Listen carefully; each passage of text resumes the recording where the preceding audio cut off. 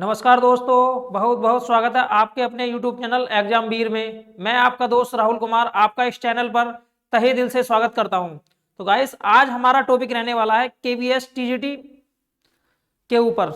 हम आपको बताएंगे कि केवीएस टीजीटी में मैथ टीजीटी। फिलहाल मैं आपको आज मैथ के बारे में बताऊंगा कि मैथ टीजीटी में कौन कौन बच्चे मैथ में अप्लाई कर सकते हैं तथा इसका जो सिलेबस है वो क्या रहता है। ठीक है बच्चों, देखो भाई, सबसे पहले मैं आपको बता देता हूं कि केवीएस टीजीटी के लिए अगर हम मैथ की बात करते हैं कि मैथ में कौन कौन बच्चे अप्लाई कर सकते हैं, कि आपके पास में मैथ 3 साल होना चाहिए या फिर 2 साल होना चाहिए। इन सब बिंदुओं में आपको चर्चा करूंगा। सीटेट का कौन सा सर्टिफिकेट चाहिए, 1 से प्राइमरी लेवल वाला चाहिए या जूनियर लेवल वाला चाहिए। ठीक है भाई, देखो ये टीजीटी है बच्चों। टीजीटी लेवल 7 की जॉब होती है 4600 ग्रेड पे वाली। देखो लेवल 7 की जॉब होती है 4600 ग्रेड पे वाली। अगर बात करी जाए तो ग्रुप बी में आती है बच्चों। किस में आती है बच्चों? ग्रुप बी में। देखो ग्रुप बी में आती है तथा इसके लिए आपको 3 साल क्या होना चाहिए बच्चों? देखो 3 साल क्या होना चाहिए? 3 साल मैथ होना चाहिए। 3 साल कैंडिडेट के पास में मैथ होना चाहिए। अब मैथ होने के साथ साथ में कोई से भी दो सब्जेक्ट जब आप ऑफिशियल वेबसाइट पर जाकर यहाँ से इसका नोटिफिकेशन डाउनलोड करोगे तो उसमें दिया हुआ है कोई से 2 सब्जेक्ट। या तो आपके पास में क्या होना चाहिए? फिजिक्स होना चाहिए, या फिर क्या होनी चाहिए बच्चों? केमिस्ट्री होनी चाहिए।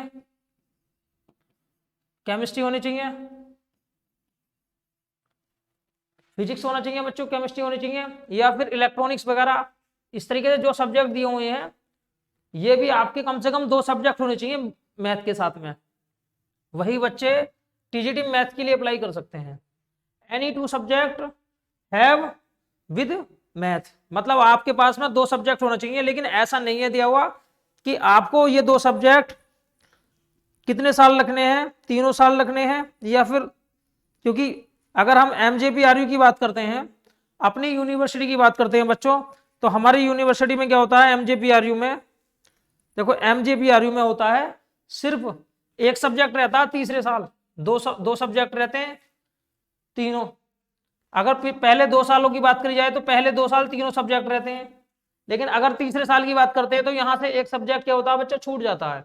एक सब्जेक्ट छूट जाता है, या तो मैथ के साथ में फिजिक्स लेता है बच्चा, या फिर मैथ के साथ में केमिस्ट्री लेता है, या फिर मैथ के साथ में स्टेटिक्स लेता है। देखो स्टेटिस्टिक्स ये चीज लेता है, तब जाकर उसकी बीएससी कंप्लीट होती है। लेकिन यहाँ दिया हुआ बच्चों, अगर टीजीटी मैथ की बात करी जाती है तो bachelor degree in mathematics with any 2 of the following subject. 2 सब्जेक्टों के साथ में आपकी क्या होनी चाहिए भाई? बैचलर डिग्री होनी चाहिए, जिसमें दिए हुए हैं physics, chemistry, electronics, computer science, CS, statistics. देखो स्टैटिक्स स्थिति विज्ञान होता है जो कि किसकी जगह लिया जाता है बच्चों? केमिस्ट्री की जगह लिया जाता है। ठीक है, देखो ये चीजें अगर आपके पास में है तो जाके एमजेपीआरयू से ग्रेजुएशन कंप्लीट होता है, मैथ की डिग्री, बीएससी की डिग्री कंप्लीट होती है। अब देखो इसमें कहीं ऐसा मेंशन नहीं है दिया हुआ कि आपके पास में 3 साल में होने चाहिए ये, कि केमिस्ट्री भी होनी चाहिए और फिजिक्स भी होना चाहिए, या फिर स्टेट कोई से 3 सब्जेक्ट 3 साल होने चाहिए। ऐसा नोटिफिकेशन में कुछ नहीं है दिया हुआ बच्चों। ठीक है, फिलहाल सभी बच्चों को फॉर्म डालना है क्योंकि नोटिफिकेशन में कुछ भी ऐसी चीज नहीं है मेंशन। अब आगे अगर बात करता हूं बच्चों में, देखो टीजीटी साइंस की बात करता हूं तो टीजीटी साइंस में साफ साफ लिखा हुआ है बॉटनी जूलॉजी एंड केमिस्ट्री। देखो टीजीटी साइंस की भी बात कर लेते हैं हम। टीजीटी साइंस में बात कर लेते हैं, इसमें दिया हुआ बॉटनी जूलॉजी एंड केमिस्ट्री। देखो जूलॉजी एंड केमिस्ट्री ये 3 सब्जेक्ट दिए हुए हैं। इतने सब्जेक्ट अगर आपके 3 सब्जेक्ट हैं तो आप टीजीटी साइंस में अप्लाई कर सकते हैं। लेकिन एमजेपीआरयू के अंदर क्या होता है भाई? एमजेपीआरयू के अंदर सिर्फ 2 सब्जेक्टों से ही फाइनल होता है, 3 सब्जेक्टों से नहीं होता है। तो आपको भी डालना है आगे क्या होता है इंटरव्यू में, क्या प्रोसीजर उनका रहता है। फिलहाल आपको फॉर्म डालना है, जब रिटन पास हो जाएगा तो आगे को बाद में देखा जाएगा बच्चों। ठीक है भाई, अब देखो नंबर ऑफ पोस्ट की बात कर लेता हूं मैं कि टीजीटी मैथ में कितनी पोस्ट है इस बार। देखो टीजीटी मैथ की अगर बात करी जाए तो 426 पोस्ट है बच्चों। टीजीटी मैथ में कितनी पोस्ट है भाई? 426 बच्चों, 426 पोस्ट है टीजीटी मैथ में। टीजीटी मैथ में 426 पोस्ट हैं, जिसमें अगर यूआर कैंडिडेट की बात करी जाए तो यूआर की 175 पोस्ट हैं, 175 पोस्ट हैं। और ओबीसी की बात करी जाए तो ओबीसी की मेरे भाई कितनी है भाई, ओबीसी की है 115 पोस्ट।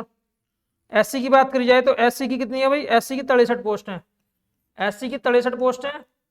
और अगर एसटी की बात करी जाए तो एसटी की बताओ कितनी पोस्ट है बच्चों, एसटी की 31 पोस्ट है। काफी पोस्ट है। ईडब्ल्यूएस की 42 पोस्ट है। देखो ईडब्ल्यूएस की कितनी पोस्ट है बच्चों, ईडब्ल्यूएस की 42 पोस्ट है। नंबर ऑफ वैकेंसी बहुत अच्छी है। पिछली बार इतनी वैकेंसी नहीं थी, लेकिन जब फाइनल रिजल्ट आया था तब वैकेंसी आपकी बढ़ गई थी। ठीक है, वैकेंसी बहुत ज्यादा हो गई थी, लेकिन जब शुरू में नोटिफिकेशन आया था 2018 में तो पोस्टें थी 25 या 30 के समथिंग में, उसके बाद में वैकेंसी बहुत ज्यादा बढ़ गई थी। लेकिन इस बार ऑलरेडी पहले से ही वैकेंसी बहुत दी हुई है। कितनी दी हुई है बच्चों, 426, मतलब 500 के समथिंग में टीजीटी मैथ की पोस्ट है, 500 के समथिंग में है। अब मैं इसके सिलेबस की चर्चा कर लेता हूं कि क्या सिलेबस रहता है और आपको पेपर कैसे पास करना है। ठीक भाई, अब देखो बच्चों सिलेबस की चर्चा कर लेते हैं कि क्या क्या सिलेबस का रहने वाला है। देखो मैंने आपको बताया 180 नंबर का पेपर होने वाला है भाई, 180 नंबर का पेपर होने वाला है, 180 नंबर का पेपर होने वाला बच्चों, 3 घंटे मिलने वाले हैं। 180 मार्क का पेपर होगा बच्चों, जिसमें 100 नंबर का क्या है भाई, सब्जेक्ट स्पेसिफिक, 100 नंबर का सब्जेक्ट स्पेसिफिक है। और बाकी क्या भाई 80 नंबर में क्या है बच्चों, देखो 80 नंबर में पार्ट ए है और 100 नंबर में क्या है बच्चों, पार्ट बी। देखो पार्ट बी है 100 नंबर में, ये सब्जेक्ट स्पेसिफिक 100 नंबर में है। अगर पार्ट ए की बात करी जाए तो पार्ट ए में मैंने आपको बताया था हिंदी और इंग्लिश। देखो हिंदी और इंग्लिश कितने नंबर की है भाई, 20 नंबर की Hindi and English, Hindi and English जो कि कितने नंबर की है मेरे भाई, 20 नंबर की हिंदी इंग्लिश है। रीजनिंग, रीजनिंग एंड कंप्यूटर कितने नंबर की थी बच्चों बताओ, 10 नंबर की दोनों मिलाया गया। जीके की बात करी जाए तो बताओ जीके कितने नंबर की है बच्चों, बताओ जीके कितने नंबर की है भाई, जीके 10 नंबर की, जीके 10 नंबर की है। देखो अगर जोड़ लो तो कितना बैठेगा भाई, 40 नंबर हो गया। अब इन 40 नंबर के बाद में क्या पोर्शन पूछा गया, 40 नंबर के बाद में पैडागोजी है। देखो बच्चों पैडागोजी, पैडागोजी जिसमें कंप्लीट सिलेबस दिया हुआ है आपका कि इतने नंबर में ये चीज आनी आनी है। देखो 40 नंबर की ये है और 40 नंबर की मेरे भाई पैडागोजी है, 40 नंबर की मेरे भाई क्या है भाई, पैडागोजी। देखो 20 नंबर की हिंदी एंड इंग्लिश है, 10-10 नंबर की। रीजनिंग और कंप्यूटर की बात करी जाए तो 10 नंबर का है। अब देखो 10 नंबर की जीके है, 20 10 30 30 और 10 40, 40 और 40 कितना हुआ बच्चों, 80। अब 100 नंबर में है सब्जेक्ट स्पेसिफिक, सब्जेक्ट स्पेसिफिक का जो पेपर होगा बच्चों वो 100 नंबर का है। अब देखो 100 नंबर का है। अगर यहाँ इंग्लिश की और हिंदी की बात करी जाए तो इंग्लिश और हिंदी ज्यादा टफ आने वाली नहीं है, सिंपल सिंपल बातें पूछेगा, बहुत आसान आसान। रीजनिंग की और बच्चों कंप्यूटर की बात करी जाए तो ये भी कोई ज्यादा बड़ी बात नहीं है, आप बिना तैयारी से आसानी से ये 10 नंबर ला सकते हैं। कंप्यूटर में 1-2 नंबर हो सकता है कट जाए, लेकिन इसमें आप अच्छे नंबर, अच्छे खासे नंबर लेके आ सकते हैं। ठीक है भाई। अगर देखो बच्चों पैडागोजी की बात करी जाए तो पैडागोजी को आपको ठीक ठाक पढ़ने की जरूरत है, क्योंकि और मेरा कहना यह है अगर आपको पैडागोजी में अच्छे नंबर लाने हैं तो आपको क्या करना है भाई, आप चैप्टर देखिए कि कौन कौन से चैप्टर दिए हुए हैं, सिर्फ उन्हीं के बारे में पढ़ना है। क्योंकि पैडागोजी अपने आप में एक सब्जेक्ट है, अगर आप कंप्लीट या किसी भी बुक को मार्केट में से ठाके पढ़ने लगे तो आपको ये नॉलेज नहीं हो पाएगी कि मुझे क्या पढ़ना है क्या नहीं पढ़ना। इसलिए सिर्फ आपको सिलेबस से पढ़ना है, आपको सिर्फ सिलेबस से पढ़ना है, जो सिलेबस में दिया हुआ है सिर्फ वही पढ़ना है। ठीक है भाई। अब देखो जो 100 नंबर का सब्जेक्ट स्पेसिफिक है, पिछली बार जो था टीजीटी का सिलेबस इतना नहीं था। ठीक भाई, पिछली बार टीजीटी का जो सिलेबस था वो ऐसा नहीं था, पिछली बार टीजीटी का सिलेबस बहुत बहुत ज्यादा आसान था।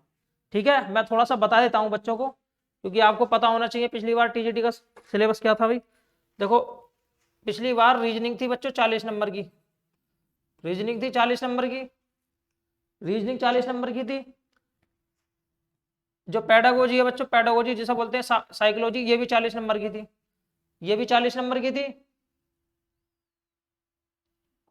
पैडागोजी भी 40 नंबर की थी। और देखो जीके की बात करी जाए तो जीके कितने नंबर की थी भाई मेरे भाई, जीके भी 40 नंबर की थी।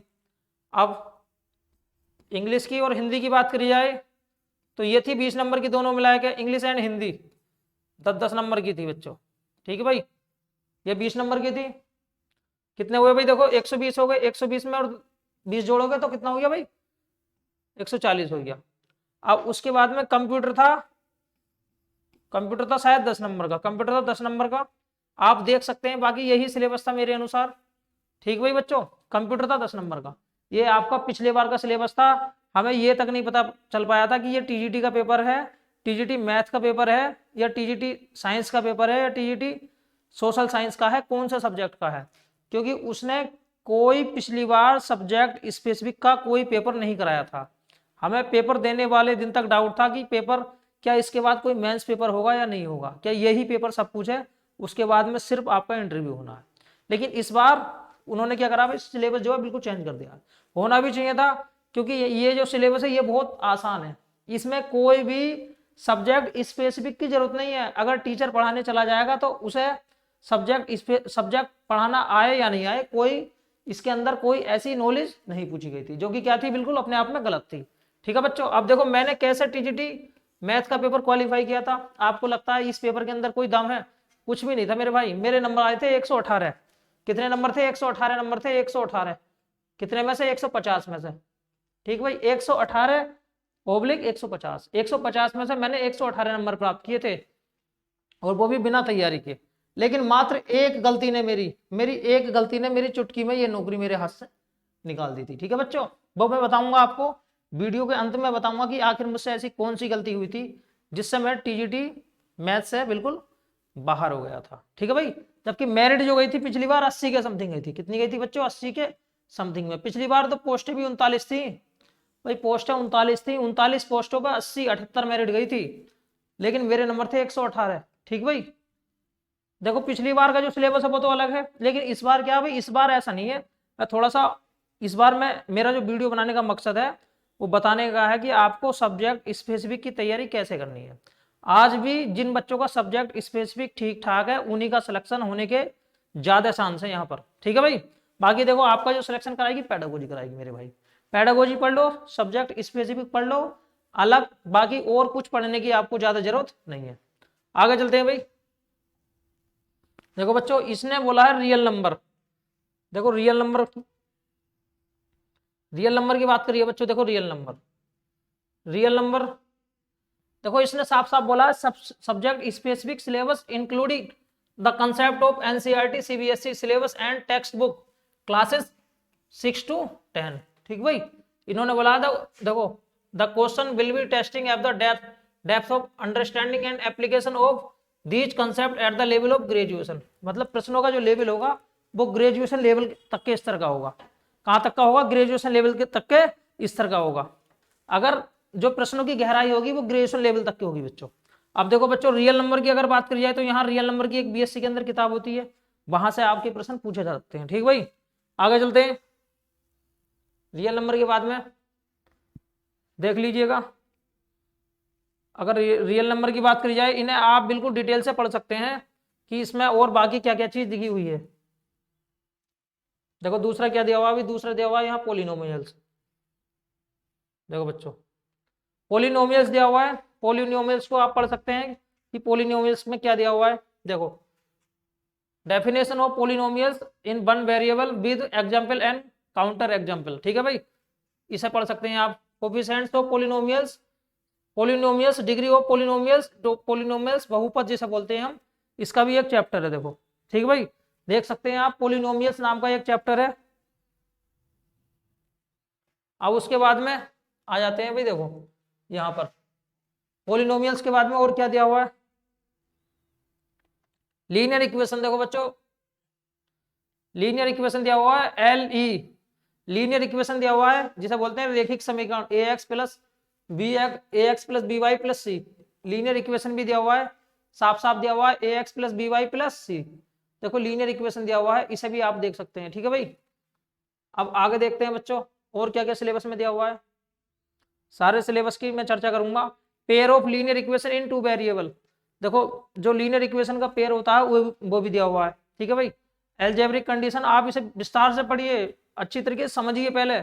उसके बाद में क्वाड्रेटिक इक्वेशन, देखो बच्चों क्वाड्रेटिक इक्वेशन दी हुई है जिसे बोलते हैं द्विघात समीकरण। ठीक है भाई, द्विघात समीकरण दिया हुआ है। आगे चलते हैं, देखो द्विघात समीकरण के बाद में मेरे भाई अर्थमेटिक प्रोग्रेशन, देखो 3 होती है, एक होता है एपी अर्थमेटिक प्रोग्रेशन समांतर श्रेणी, एक होता है बच्चों देखो arithmetic progression and term and sum of the first n term AP and their application in solving daily life problem. AP दिया हुआ है बच्चों, इसके अंदर क्या दिया हुआ है बच्चों, एपी दिया हुआ है। अब एपी के बाद में बात करते हैं हम, देखो एपी के बाद में बात करी जाए तो कोऑर्डिनेट ज्योमेट्री, कोऑर्डिनेट ज्योमेट्री दी हुई है। कंडीशन बिल्कुल आप पढ़ लीजिए, एक एक चीज को अच्छी तरीके से समझते चलिए।